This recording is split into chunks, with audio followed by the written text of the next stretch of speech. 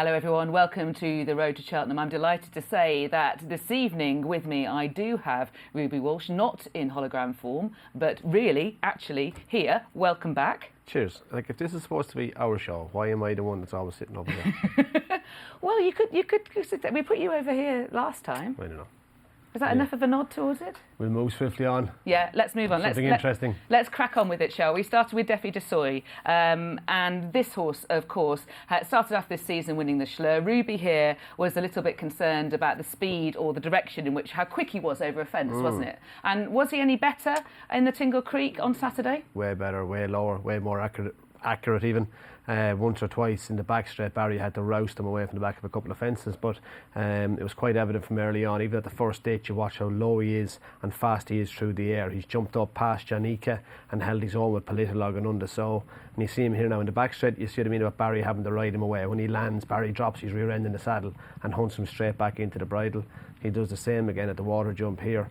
The first two strides, Barry's just squeezing him from the back of him. And again at the last railway, when he lands, the key tabs and Underso. When he lands, he maybe not landing with enough impulsion yet, but he's come down out of the air and he's getting faster through the air. He just has to get quicker away from the back of him. But after having this run on Saturday, you could see that improvement coming very easily. So he's going the right way, essentially, in terms of his technique. Yeah. And so would you agree that this means that he's likely to go for the champion chase? I would have no issue with him if I was involved in the horse and saying, yeah, go champion chase road. I think with the improvement he's making, he definitely could. I think Barry probably been conscious of his jumping, maybe rode him a bit closer to the pace than he would in the next time he'd ride him in a 2 mile race. I think he'd ride him with a bit more confidence. Ultimately, I mean, both Barry Geraghty and Philip Hobbs have been very positive about the champion chase. Ultimately, though, JP McManus has a lot of horses, so he and Frank Berry are going to, put their horses in the race that they've got the best chance of winning. Can you see any reason why they might not go for the champion chase? I don't see another champion chase horse that they have. Ballyosheen is a genuine Grade 2 horse, but he has never quite competed at Grade 1 level. Grade Field, hard to say. He enhanced his credentials on Sunday, so... He's a klutz, isn't he? He makes the odd mistake. You can put it as blunt as you're going to put it, but I think they don't have another Defi de Sol. Yeah, neither do I. I think they should go bold. He's earned his place to be there. Now, we're going to show you how the race panned out and compare two course and distance races, Grade 1s on the same day. The Novices chase, which was at Road to Cheltenham, Novices chase, the Henry VIII, on the left-hand side, and on the right-hand side is the Tingle Creek. And so Torpillo on the left-hand side in the green is the one that took them along for the Henry VIII, and on the right-hand side it was the headlong Ornua who made the running. Yeah, and they went, obviously with Ornua, they were always probably going to go a good gallop, but then you throw in the likes of Underso and you were guaranteed a good gallop. You need more than one horse to guarantee a strong pace, and you had two in the Tingle Creek, and you see now where Torpillo's coming just to the winning post. Ornua and the Tingle Creek horses are already passing the parade ring exit. They've already gotten 20 yards in front, which is probably always going to happen in the Tingle Creek. It was an end-to-end gallop. We'll see later on that when Ornua weakens, Underso takes over. So when Torpillo weakens, that the whole race starts to implode at that point. That doesn't happen in the Tingle Creek. Yeah, it's probably class, but also good jockeymanship in the Henry VIII. When they were always going to keep going to Tingle Creek, there was no doubt about that. Underso, as soon as Ornua gives up, was going to. He stays, gets 2.5. Paul Townend was never going to stop on him. But you see here at the first fence in the back, Ornua's taken off, and you can see how much further they're in front than the Henry VIII. And that's not always the way in a Tingle Creek. Often the Henry VIII can be quicker than the Tingle Creek, but this year was particularly quick and a strongly run race. And the Novices, does it raise a question mark over the Novices, Lydia? I think it possibly does. I'm not sure Esprit de Large is the kind of horse that Evan Williams will be particularly bothered about running at the Cheltenham Festival. I think he'll have other targets potentially in mind for this horse. But he's certainly a promising young horse. He's progressed really quite rapidly. But even at the water, they haven't started to catch up. The Tingle Creek hasn't slacked yet. It's still the same distance in front, or roughly the same distance in front of the Henry VIII. And as they approach the YC Somerville Voy falling at the water jump. Another klutz. My God. I never thought I'd see a horse fall to water jump. But and at the last railway now, the Tingle Creek is best part of... It's almost a fence in front. Yeah, it is. Almost a fence in front. Yeah, not quite, but it's not far off it. And as you say, now Torpillo collapses, but that's where Adam Wedge takes over and slows down the Henry VIII. Not slows it down, but he doesn't commit. He hangs on to his horse in the Henry VIII. And the horse lying in third, Numi Negra, afterwards, Dan Skelton, his trainer, was suggesting that races that put more of an accent on speed will be very suitable for him, something like Warwick or Aintree. But that was a speed race. They didn't go quick. It turned into a bit of a dash for them compared to the Tingle Creek, which was a solid gallop that was kept up and was kept up all the way. And that's probably why, as we said already, Deafy Desai, as much as I initially thought he was pulling up, I don't think he was. They had run solid fractions on a really strong gallop, and he was just coming to the end, I think, of his challenge. And did Barry Geraghty, did he think, I just can't let Underso get too far ahead? Is that why? I'd say he was more worried about Deafy spending a bit of time in the air and losing unnecessary ground, so he rode him a bit more forward to counteract that. But Deafy jumped much better, and he didn't need to counteract it. But I could see why he did it. I would have done the same if I was riding him. I'd have ridden him a bit handier than I had been riding him over 2.5. I'd have gone forward to cover that, prepare for the mistakes, but the horse jumped much better, and with the experience under his belt, he's a genuine champion chase horse. And that end-to-end gallop, Ornia going headlong, or Underso taking over, has allowed Waiting Patiently to really gain some cheap ground late on. It has, but he's a very good horse, Waiting Patiently. He's just a difficult horse to figure out where to go and what is the right distance for him. He obviously appreciates slower ground. Does he go to Leopardstown at Christmas? I can't see Kempton being... That's going to be too sharp from over 2 mile, even watching that race. Ascot in January, 2.5, or is that early February? Is he a Ryanair horse? I don't know. I don't know. We'll come back to Waiting Patiently later on. Actually, someone has tweeted about it. We'll have a bit more of a discussion then. There was a flat track thing. Does he need very soft ground? Does he need space between his races? He's a bit Goldilocks, really. He needs everything absolutely just right, or is perceived to. Goldilocks. Goldilocks, yeah. I thought she robbed everything. No, she wanted everything just right, didn't she? She wanted, she couldn't have the porridge too hot, couldn't have it too cold. It had to be just right. That's Waiting Patiently. Right, I'm just waiting patiently. Okay, I'll get on with it. Okay, I will get on with it. Right, okay. The very next day, we had the Hilly Way at Cork, and we saw a pretty good performance from Silas Emery. This is a horse that was heading towards the Arkle, wasn't he, last season, Ruby, and then picked up an injury? I won on him in Goran Park when he beat Duke de Geneva, actually. Duke de Geneva was only third. It was a really good performance. He'd solid enough hurdle form too, Lydia. What was shaped up to be a weakish Arkle last year, but unfortunately he fell by the weight side as well, so he didn't make it. But this was a really good performance. This is his third. This is Great Field highlighted, who stands back from the fourth last, but not too far back, and doesn't get there. That may be telling you he's getting empty. But Keelis Emery on your right in the purple, he's having his third run over fences. Ballyusheen in the McManus colours, like he's a class horse and a brilliant jumper to watch. So I think this was a really good performance from Keelis Emery. I know you think Ballyusheen probably didn't run to 168. I didn't think he was. I thought that he can in a Grade 2 race boss it so that he can actually put up a very good performance. But then when he's put in a race that he can't dictate, that he's not good enough to dictate, he underperforms. And I think that's the difference, and that's where ratings are going wrong in the world. That you're giving Grade 2 horses Grade 1 ratings. I don't think we've got time to change the subject into that, do you? I mean, you could go for 2 hours about that. You could, but look, he is specifically you. Specifically me, yeah. I think that was a really good performance from a horse with as little experience as Keelis Emery to go and beat such a yardstick as Ballyusheen. I think that was a really good performance. How fragile is he? Because last season he only ran once as a novice chaser. The season before, in his second season over hurdles, he only ran twice. You know, he does have a profile that makes you worry from an anti-post perspective. It probably does. And I can't even think what happened to him. I don't know what happened to him. But nothing drastic. There was no one at the time there that was a huge chunk, like he didn't get a tendon or break something. They were all niggly small bits, and maybe now with a bit of age, a bit more mature, he might get through a whole season. I was really impressed with that performance, and I was sort of trying to compare it time-wise to the Mares novice that happened immediately afterwards, but it's actually very difficult to do that because in effect they took different courses, didn't they? They did, yeah. Because of the high wind in Cork on Sunday, they bypassed the cross fences in the Mayor's Chase, and you'll see here when they pass the stands, that's Ballyusheen getting to the rail past the stands. Now he continues straight on, jumps the fence on the top end of Cork racecourse, I would call it, and as we picked him up, followed him into the back straight now to the running rail at the start of the first fence in the back, just coming there now. He's gone all the way around that bend on the chase course and stayed on it, whereas Sinoria in the next race, when she gets to the very same point past the stands as Ballyusheen, she takes a different track. They're manoeuvred in onto the hurdle course. So you can see here now, we're Snorri in front in the blue, and she goes forward. She goes inside the fence, follows the arrow, but Danny Mullins then proceeds to go further in, which he's entitled to do than Rachel Blackmore goes initially. And when we time these two races from this point to the first fence in the back straight, where we'll pick it up again in a second, they got there 4 seconds quicker. When I did rough maths on the race, it worked out to about 50 metres shorter. So Keyless Emery ran 50 metres further. I know they bypassed the fence on the other end, but that was only literally going around it. There was no bends involved. He ran 50 metres shorter in 0.8 of a second slower. So that's 3 fences fewer jumped by the mares and a shorter course taken has produced the quicker time. Actually, it's deceptively a very good performance. I think it is. I think you can, what would you call it? Mark up? Is that mark the word? up, yeah. Yeah, I think you can mark up. That's the lingo. That's the lingo, isn't it now? Yeah. You can mark up Keyless Emery's form. What do we call them? Celius, Kylius? I don't know. You supplied me with 3 different options, and I think you might have used all 3 of them during the course of the last 5 minutes. So, so none of us are any wiser. It's not Silas Emery anyway. I won't say Silas. I'll try and remember that. Right.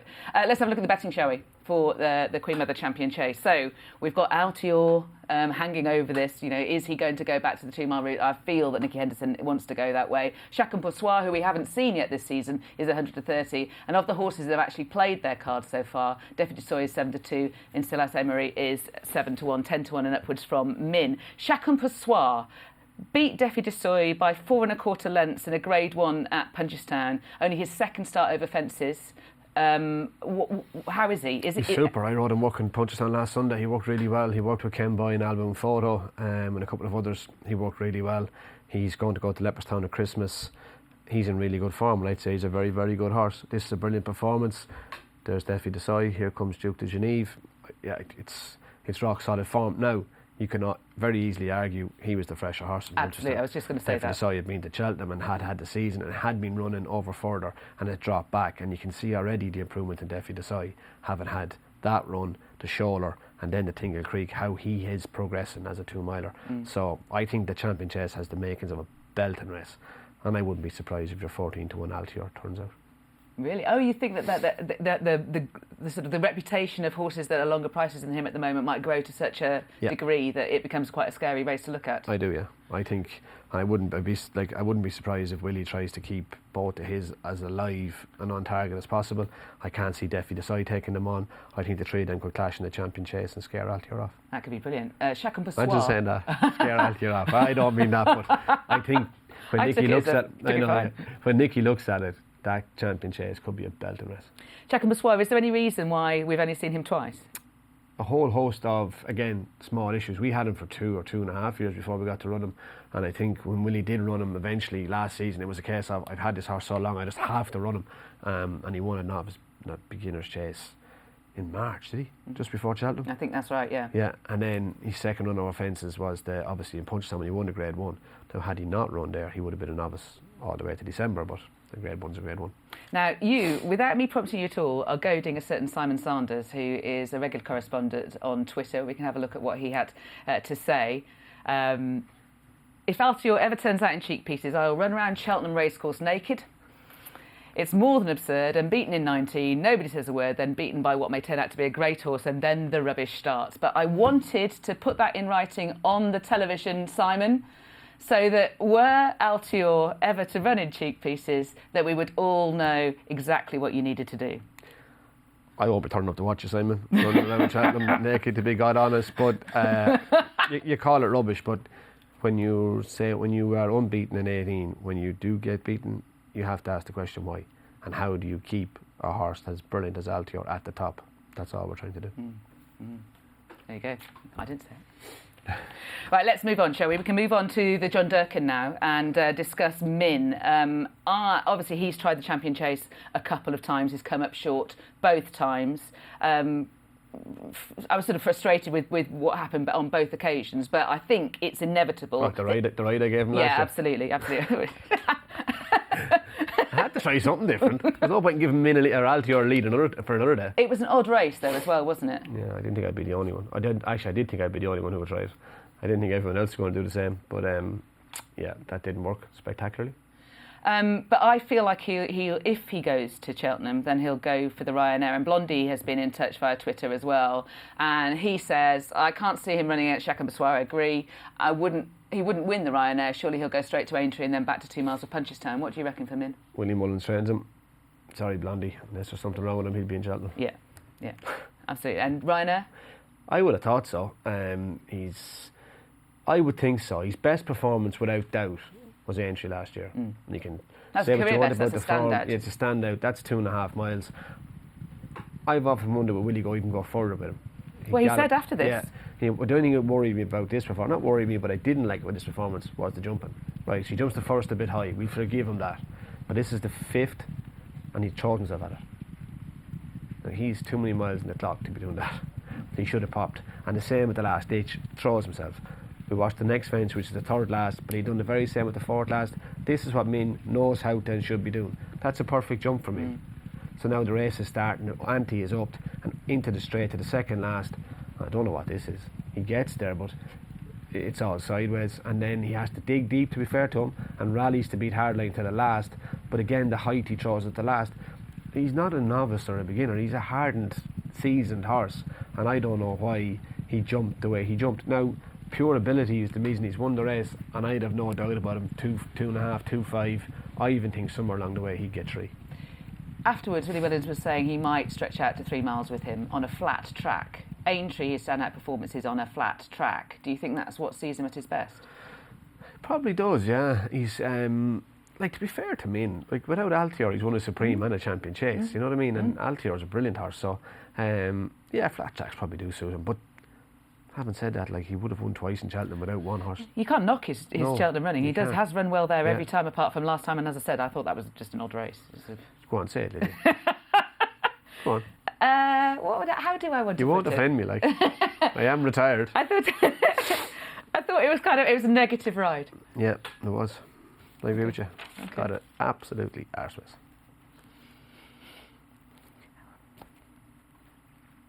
Shall we move on? Let's go on to the social media, shall we? Let's talk about some various things that people have been getting in touch about. I mentioned, this is from Wayne Finter, I mentioned we were going to talk about waiting patiently. He's thinking 2.5 miles now. Immediately after this, I was surprised to see that he wasn't in the King George. I assumed that he would be, but he's not actually entered. Waiting patiently, Undersaw hadn't had a run in the Tingle Creek either. It was Waiting Patiently's first run of the season as well. Definitely saw he had a run. I wonder would he improve and take him on again in the Clarence House. I think the Clarence House is a good shout. At 2 miles. And then if he was to win that, could he fit into that Champion Chase as well? I think we're not giving Waiting Patiently the credit from the Tingle Creek for it being his first run. We say he got outpaced from the last railway to the 2nd last. Who's to say he didn't have a blow and then just run on? Mm-hmm. He could be a dark one. Okay. I mean, he's obviously got large ability. And as I said before, they'd always sort of felt flat track, soft ground, time between races, and Ruth Jefferson isn't completely sold on the Cheltenham Festival like everybody else in the world seems to be. She's entitled to be. She wants to win Grade 1 races with her horse. But I just wonder, would that fit in? If you're trying to get time between races and work in the programme, from the Tingle Creek to the Clarence House is 5 weeks nearly. It's ideal, and it gives you more room moving forward then if she wants to go to Cheltenham, or if she didn't, and on to Aintree or whatever. But I wonder, like, Undersaw is a different ball game. He's free and keen and hard. He's always going to get himself fit, whereas Waiting Patiently looks a lovely relaxed horse and would improve for a run. I think that's a good shout. Let's move on to Adam Reynolds, shall we? And he was talking about presenting Percy, who we just saw there finishing 3rd, pretty well positioned in a steadily run race behind Min, but nonetheless that was a really encouraging performance, wasn't it? Yeah, but I don't agree with Adam. That is the profession of a racehorse trainer, is to mind the horses they have. If you're Pat Kelly in Galway, presenting Percy as a once-in-a-lifetime horse.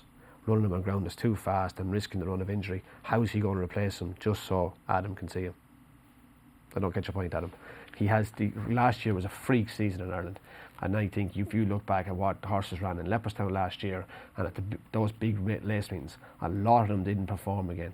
I'd say Pat Kelly was very patient and has done the right thing. Hopefully he'll reap his rewards this year. He had a brilliant run to John Durkin, and he'll move on to a much softer and much wetter Savage Chase this year. Did it not suit the horse maybe not having many runs last season, even if there's reasons for it? It didn't. I mean, alright, Album Photo won a Gold Cup off one run, but it probably backfired on Rathfinden in the Grand National only having one run.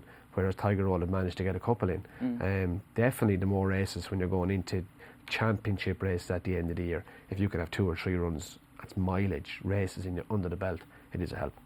And he finished lame in the Gold Cup, didn't he? He did. Yeah. I don't know for what. Obviously he wasn't that bad because he's back out and running now already. Yeah, which is very encouraging. Yeah, it was certainly a very, very encouraging start. Dunvegan is the next one that has been picked out, this time by Richard Wilson.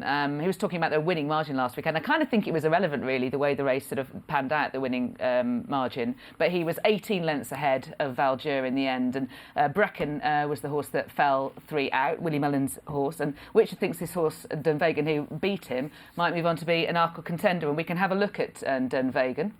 I don't disagree with you, Richard. I think you're quite right. Even we pick it up. You see Brecon is about to turn over here with Paul Townend and takes a tired and possibly heavy fall. But what was more telling before that was Jack Kennedy's body language. Jack was sitting as quietly as he is now before that fence when Brecon was 12 in front. To me, watching the race live, Jack Kennedy thought he had Paul Townend covered. Even though he was 10, 12 lengths off him, he was never worried about it. Dunvegan was very good in his maiden hurdle. On his next run, he blew out at the Dublin Racing Festival on quick ground. He was pulled up and then ran not great back at the Punchestown Festival at the end of the year. But Pat Fahey has always held him in high regard, and the runner, the 2 Jingerstown horses behind him are no slouches. But just keep looking at the back of that shot. There was horses in that race a fence and a half behind. The speed they had gone. This was a really good performance. And he hasn't really at any point been extended, has he? He was still cruising when Brecon went. Yeah, and if Brecon had stood up, he probably would have won even further because you might have had to quicken up and go and race. But I think that was a really good performance. I was going to ask you about what happened, because when he was up to the top level last season, he struggled a bit, didn't he? He only got one real run. That was at the Dublin Racing Festival on really quick ground, and he pulled up. He obviously didn't handle it. So where would you think he'd go next? Can't see him going to Christmas. It's too close. You might see him on the 4th of January in the Winners of 2 Novice Chase in Nice. Okay, and then what would be the plot beyond that? Was it Dublin Racing Festival then for the Arkle, and then the Arkle in Cheltenham. And how do you feel the Dublin Racing Festival is working as if you're wanting to go to Cheltenham? Once you have soft ground. The results from it in the inaugural year were spectacular. Unfortunately, last year it was good to firm. That was the only problem with the Dublin Racing Festival. It wasn't the location of the meeting or the races. It's ideal for going to Cheltenham. It was just last year being a dry year and the ground being so quick, it had an adverse effect rather than a good effect. You thought a couple of horses might have recoiled from that? I think they did. I think the form book tells you they did.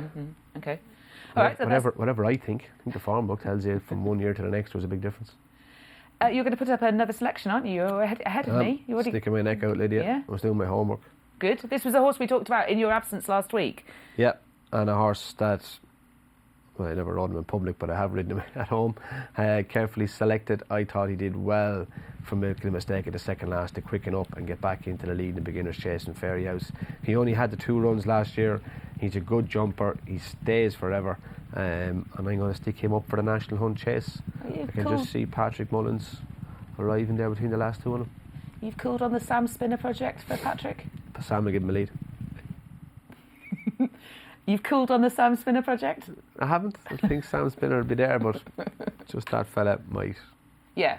Yeah, he shakes as though a trip would be really good for him. I think a trip would be ideal for him, yeah. Okay, brilliant. Okay, so we'll put him up at the best price, which was 20 to 1. Yeah. Nice one. I think that's a good one. Right. I'm happy with my portfolio. How you go? I feel dodgy at the moment. I've been very sort of like Min in the champion chase. I've been very sort of defensive, very negative. That's how I'm playing it at the moment. Yeah. So I remember that. I'm hoping to recover.